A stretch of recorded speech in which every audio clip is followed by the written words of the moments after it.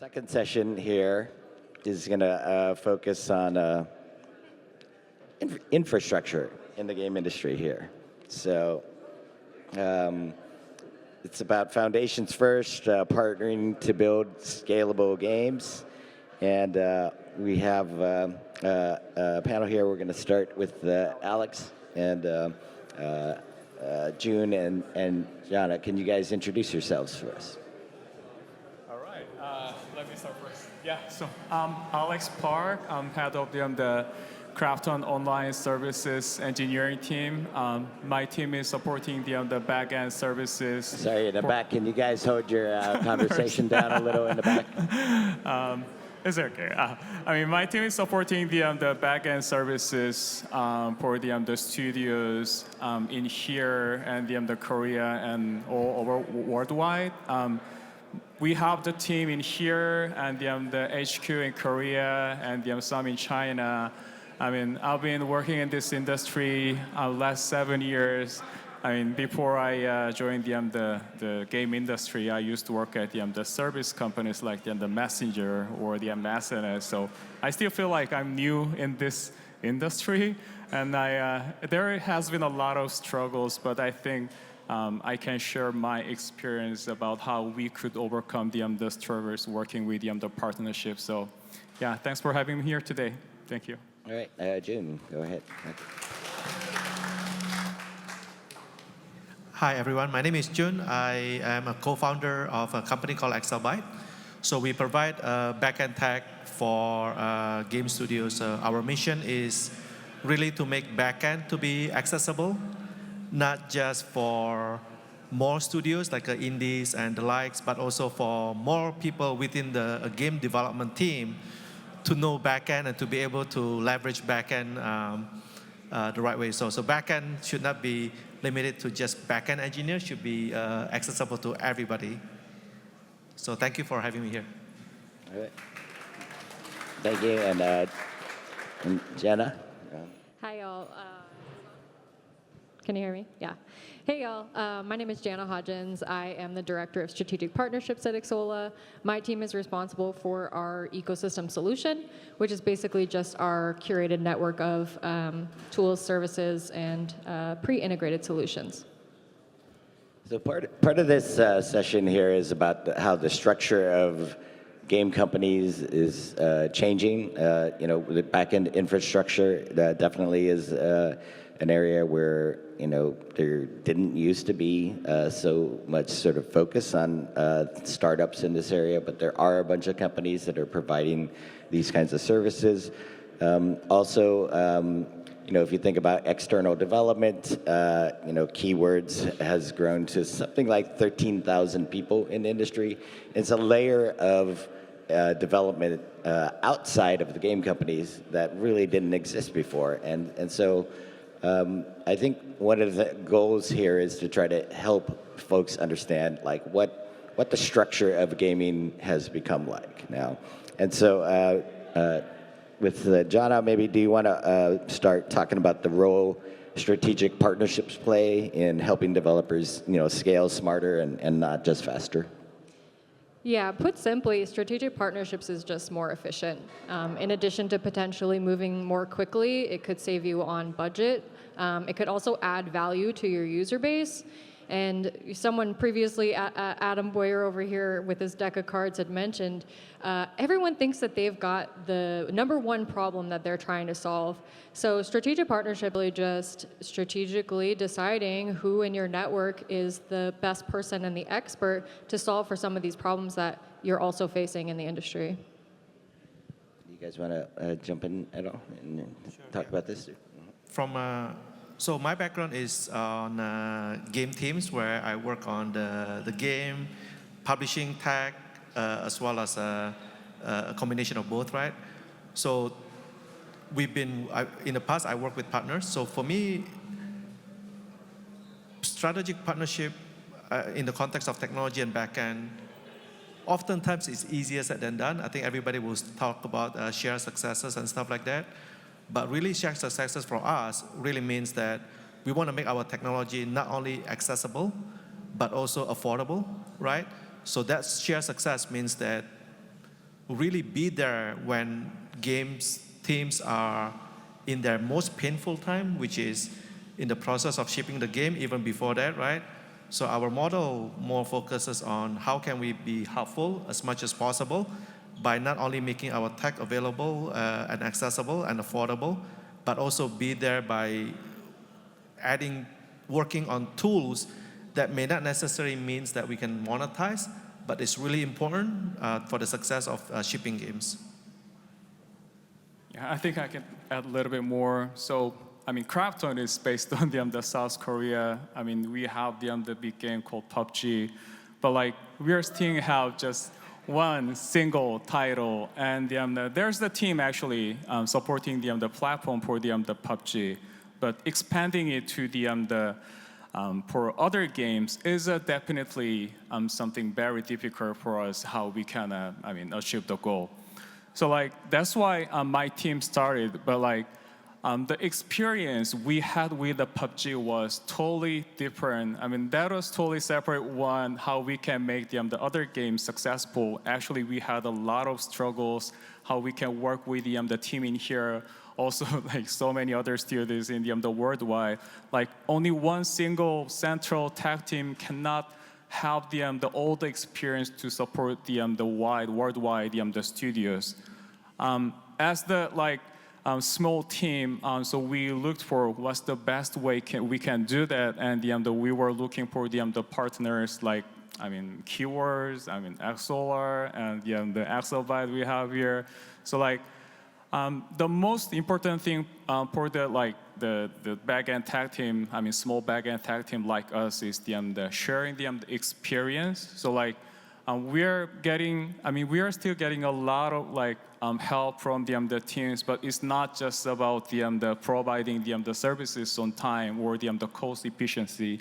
It's more about the sharing the experience to each other, so we can move forward for the next step. Because we are expecting this industry is growing up, and there's a lot of work to do. So yeah, that's my thought. And I guess what makes a back-end provider more like a true partner rather than just a service? I don't know, Alex, you want to start that one too? I guess.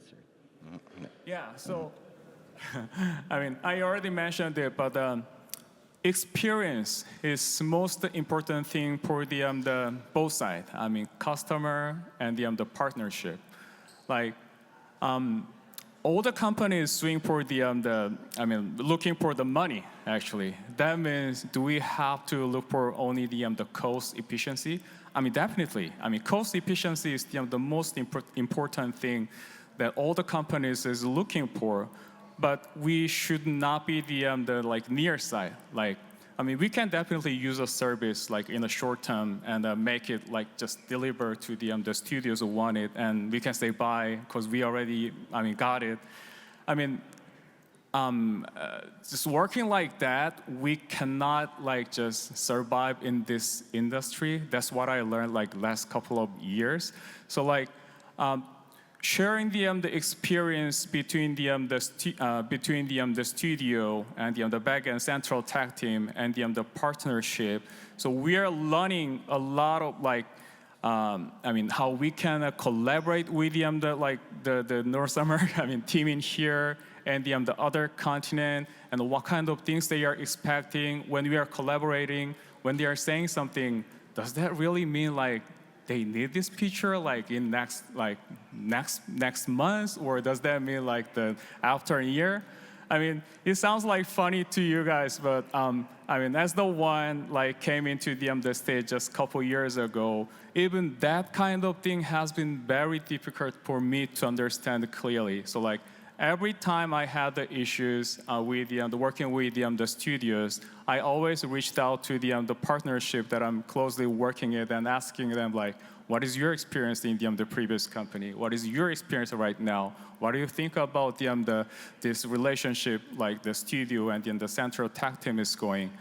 I think that kind of experience helped me a lot, and I think I also share the insight how the industry, game industry in the Southeast Asia or the other continent is going. So the most important thing is thinking your partnership, partner, as not just the service provider, but like we have to treat them as the like extent of our team. So that's the thing I learned since I started working in the States.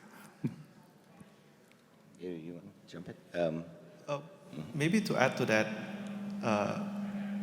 I learned actually being a partner is very hard. So when I started this company, our goal is that, hey, I'm going to build one entitlement system that is accessible and available for everybody to use, and that's it.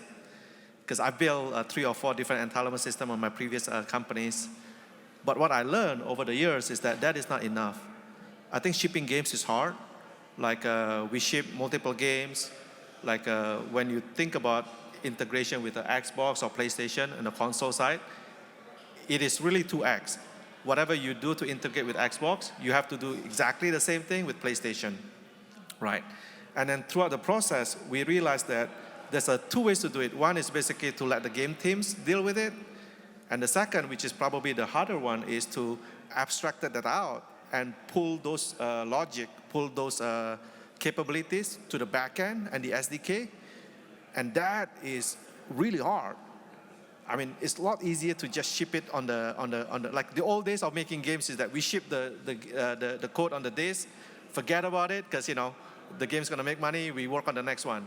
But these days, it's not enough. So really, a lot of the effort the last little while is really how do we make sure that those parties sync, those friend parties sync, those Xbox, all these little requirements, like for example, XUID. I don't know, some of you here have shipped Xbox before. Xbox XUID actually has to be encrypted. And it's really hard to do it, right? I mean, it's easy to do it if you just hack it together and ship it like 1990s, right? But these days it's really hard.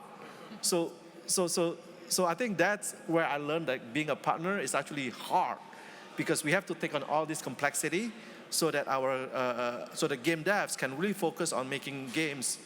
And we really believe that the more effort and time towards the game is going to be good for the industry. Yeah, just to add a little more color there, like the complexity that you're working on and seeing every time with every partner is something that a game studio isn't experiencing in their daily work and in their regular work. So this is an opportunity to learn from you and learn how not only it's a challenging industry, but it's a changing industry, right? We're just talking about the trends that are happening. You have to be able to adapt, and someone who's closest to the problem and being able to solve it is going to be able to help you more than, maybe a little bit more quickly and more accessibly than you might be able to do yourself. So I guess from the gamer's perspective, what people see are the problems that happen, I guess, when you launch a game like Pal World or a game like Helldivers 2, and they're enormously successful, but so successful that they just bring down all the servers, right? And this is sort of decades into multiplayer gaming here, and I wonder why these things keep happening. Where games get overloaded at the start. Like why in this day and age of flexible data centers and all that, are we still seeing these kinds of very tough launches? And I think Helldivers 2 hit Xbox this week. And the CEO of Arrowhead, the maker of Helldivers 2, had to say, "Calm down, people. Just calm down." And we're going to get this under control. So anyway, maybe I'll start. Coming from somebody who's been in the online backend publishing space for the past 20 years, including some of the rough launches. The reason it's hard is because in the big companies like EA, you always have the game team and central tech team, right? In the case of smaller companies, you have your game studios and your backend or server providers. The only way for the game to be shipped successfully is when you collaborate with your partner, whether it's a central tech team or whether it is your vendor. And collaborate doesn't just mean sharing the plan and stuff like that, but really understand profile the game and all this other stuff. So oftentimes what we ended up seeing is that there's always surprises at the end.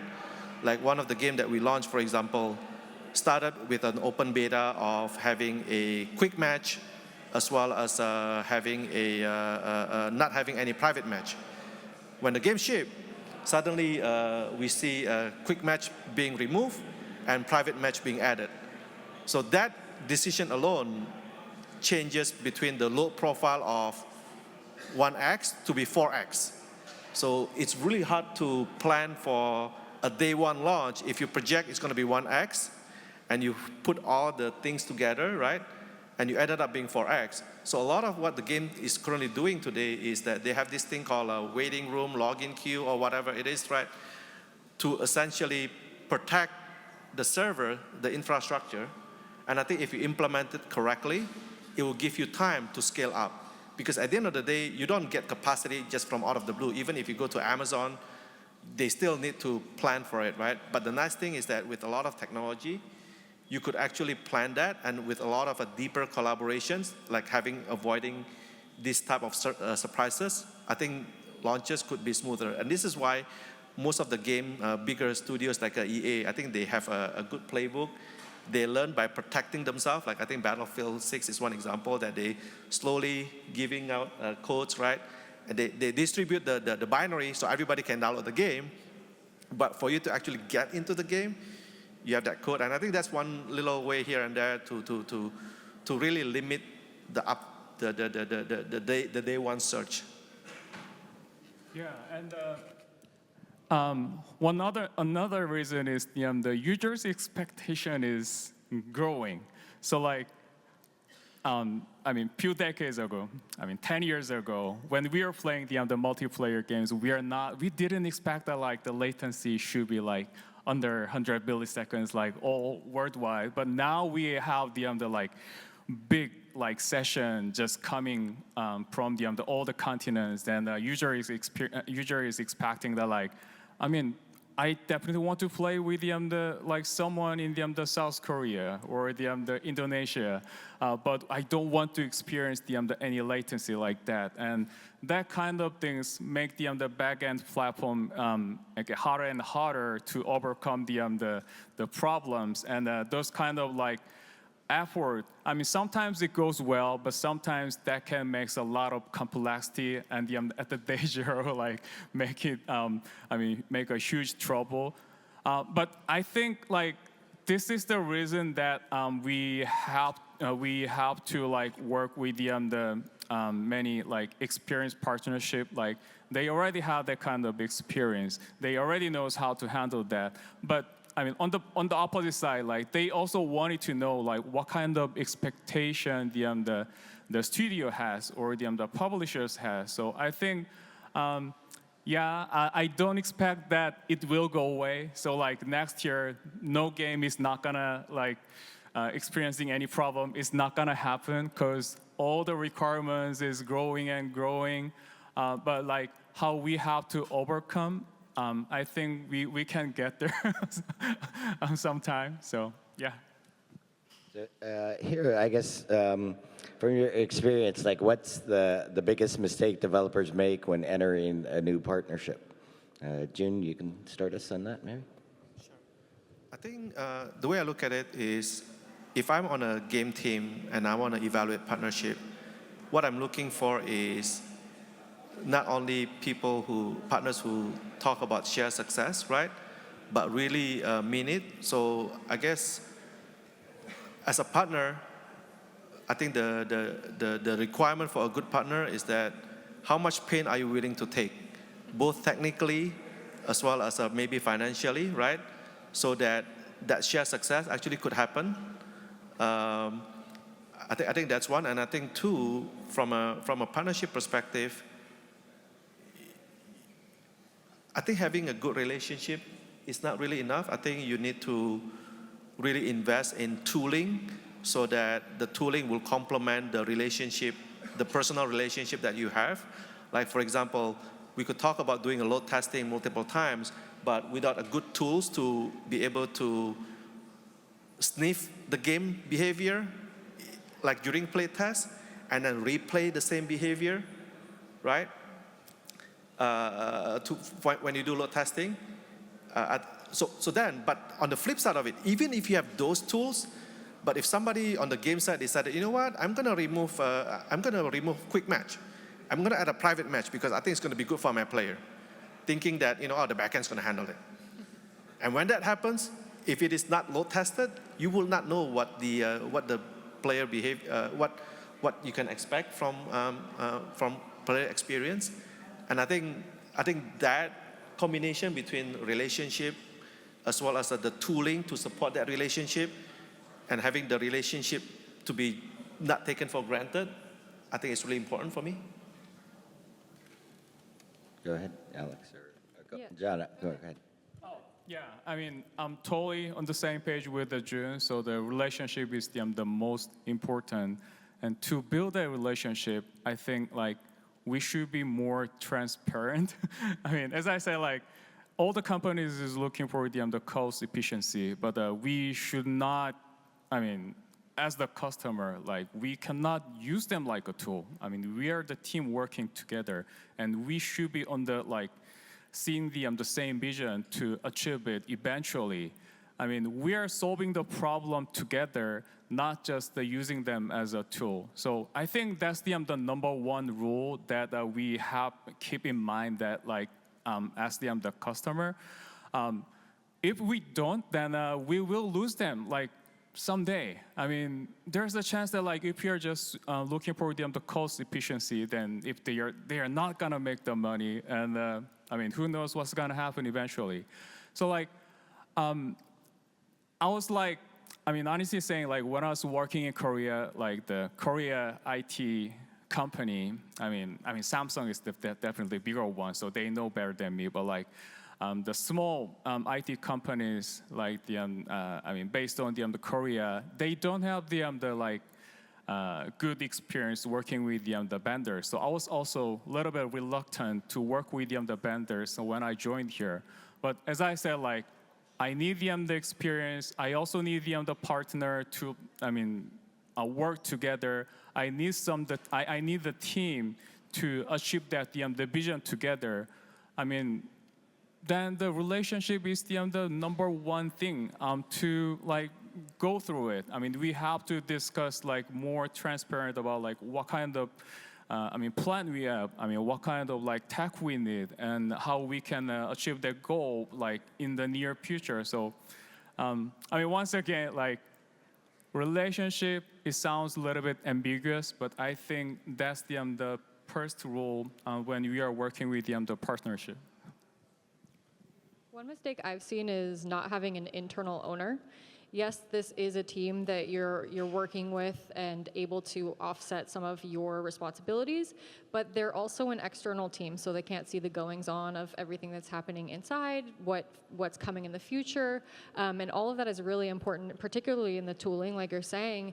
What changes are on the horizon, on the roadmap, that are going to impact our external partner, and how can we make sure we're collaborating ahead of time to foresee those roadblocks and overcome them? So many last thoughts you guys have. I think for me, it's just a partnership is both ways. It's very hard, and I think that both sides has to trust each other. Sometimes you have to go out of your way to start that trusting relationship that can hopefully amplify over time. And I think the shared success is a lot easier for people to say win-win, everybody wants win-win. But when it actually comes to actually having that relationship, the sacrifice that both sides have to make, I think will determine the success of the relationship. Yeah. Yeah. If I can, I'll just say, everything we're doing has a purpose for the business, right? And that's why we're all here. But when we're talking about partnerships, we really are bringing in a human element, a humanity element, and really connecting on a person-to-person level. And that's going to allow for so much of the collaboration and the transparency and really build a much better final outcome. Yeah, I would like to emphasize that partnership is solving the problems together. I mean, as the engineer, enjoying like solving the problem. When I was young, I mean, yeah, all the problems I could myself. Like even in a small company, yeah, probably one company can solve all the problem. But like bigger industry and gaming and requirement changing, I think we have to work together and solving the problem together and to make it work. Trust, I mean, is definitely the number one rule that we have to remember, I think. Very good. Thank you very much.